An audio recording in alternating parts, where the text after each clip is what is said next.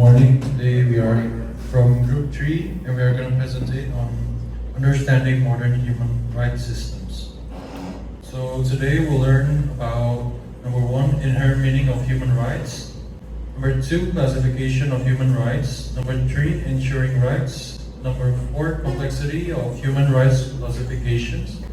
Number 5, interconnectedness of human rights. And the last, number 6, is adaptability of human rights. Here is the framework for modern human rights. Human rights encompass inherent principles that uphold our dignity and equality. This framework includes general principles such as equality, personal dignity, the right to peaceful existence, and the pursuit of happiness. Next are the core principles, which just first, general principles, fundamental rules of protecting human dignity and equality, equality principles, ensuring equal treatment and opportunity for all, regardless of differences, rightful to peaceful existence, guarantees freedom from fear and ensures a secure, peaceful environment. Pursuit of happiness affirms individuals' right to pursue fulfillment and well-being. The last one is personal dignity, protects individuals from degrading treatment, affirming their inherent worth.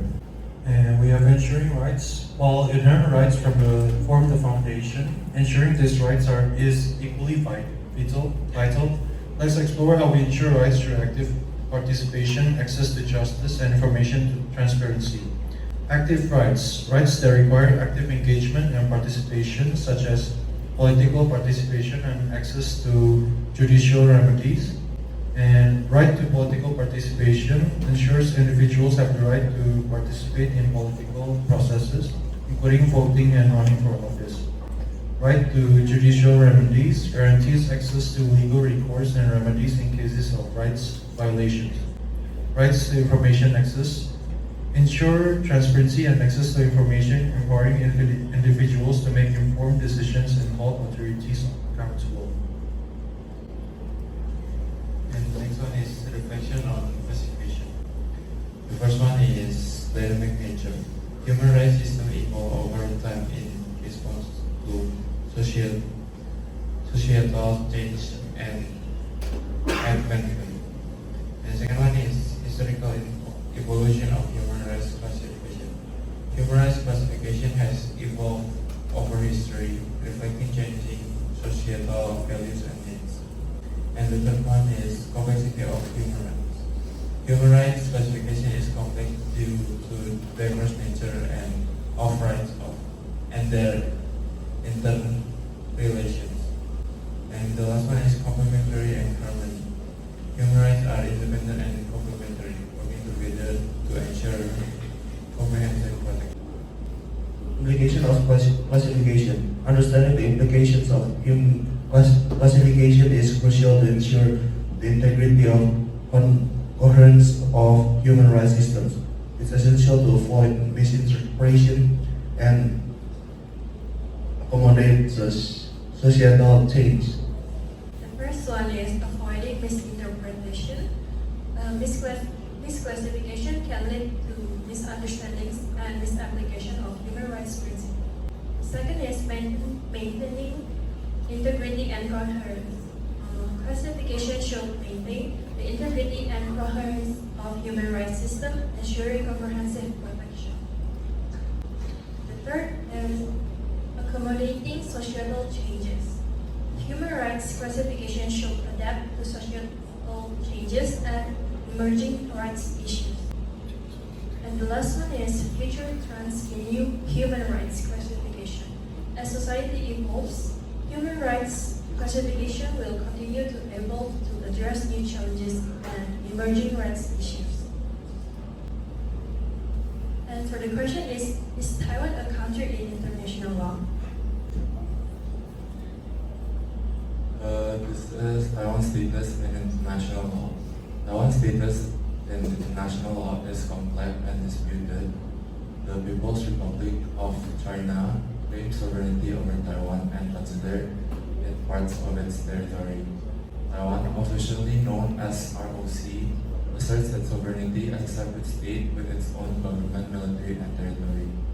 Most countries and the United Nations recognize the PRC as the sole legitimate government of China, including Taiwan. Taiwan is not a member of the United Nations and has limited participation in international organizations.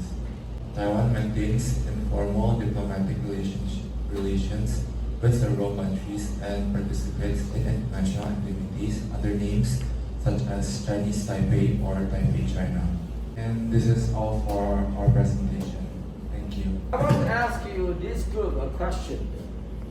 Do you know the PRC was not the member of the United Nations? Do you know this historical fact? Though they want to become the member of United Nations, until when they can make this success, they enter and then they enter the United. But before that, who is the member of United Nations?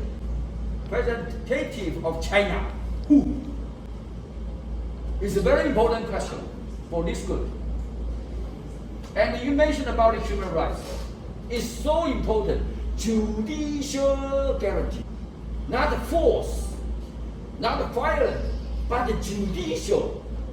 So how about the judicial review in PRC government?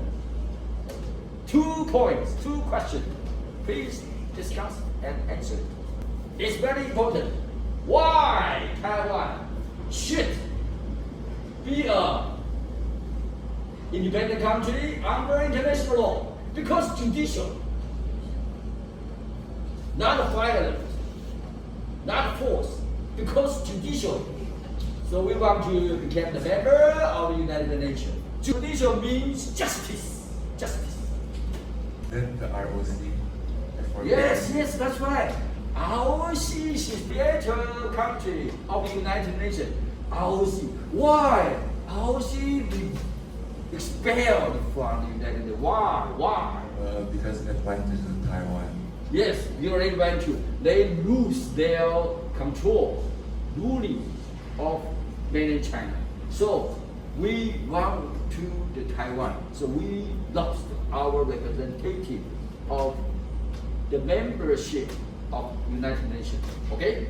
Then why PRC can take over the position of China? Why? Because they created PRC. they ruling the mainland China. They control the mainland China. They are the legal one to make a representative of China. Of course. So what's the result to the ROC government? What happened today? If we want to become the member of the United Nations, what should we do, ROC government? Is it becoming one? Yes, we have to celebrate from China. We are totally no connection with PRC government. Then we can become a sovereignty state. Otherwise, we will become a district area of China, like Hong Kong, like Macau. Then finish. Okay, and how about the human rights of 23 million population? How about our human rights? If that became the truth, Taiwan became the district or area of China, of PRC government, what happened to Taiwan people? 23 million population? We were lost our human rights. Totally. Why? Because PRC doesn't protect the human rights of mainland China people. They have no human rights at all. What's that? There's no judicial review. Their PRC constitution, there's no judicial review at all. So CCP can decide any policy by only one person, then the CCP. Oh, it's a totalitarianism, it's a dictatorship. So we must rescue mainland China person. Taiwan must. So, judicial review. How about Indonesia? How about your judicial review of constitution? The president. President, okay, something about president. So, judicial Supreme Court make a decision about your president. What kind of Supreme Court? Okay, make a decision. Okay, so about what kind of law and against the Constitution, then Supreme Court make a rule that's unconditioned, uneffective. Is that right? But if Republic of Indonesia government violate a citizen of human rights, then that citizen can apply to the court, okay, maybe High Court or Supreme Court, and make a law. That law is against the Constitution, so become unconstitutional. Then that law has no effect, legal effect at all. This situation happened in Indonesia.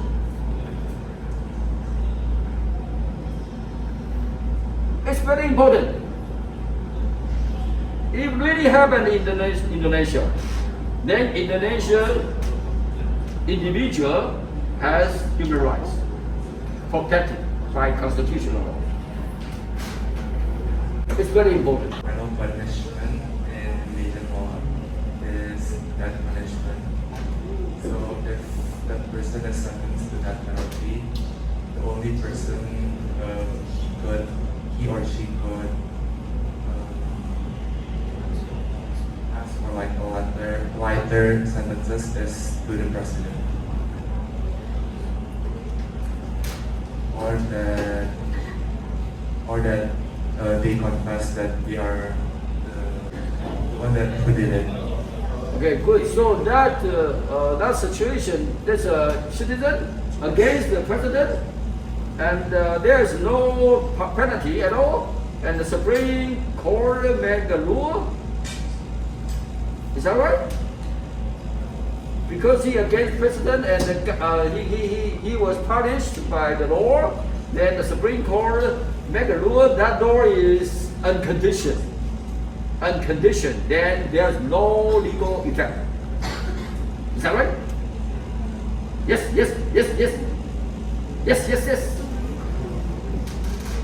If that's true, so Republic of Indonesia has the judicial review of constitution. It is a very wonderful and truly good human rights protected country. If that's true, okay, make sure it. Okay, if there's no and fight, make it become true. Okay, good. Thank you for your reporting and presentation.